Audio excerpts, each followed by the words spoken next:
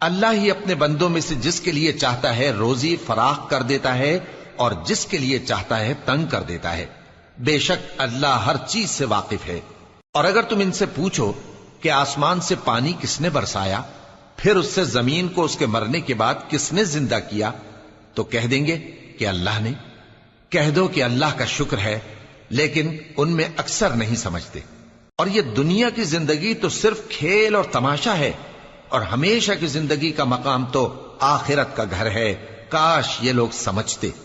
फिर जब ये कश्ती में सवार होते हैं तो अल्लाह को पुकारते, खालिस करते हुए उसी के लिए इताअत को, लेकिन जब वो इनको नजात देकर खुशकी पर पहुंचा देता है तो झट शिर्क करने लग जाते हैं, ताकि जो हमने इनको बख्शा है उसकी नाशुक्री करें और फायदा उठाएं।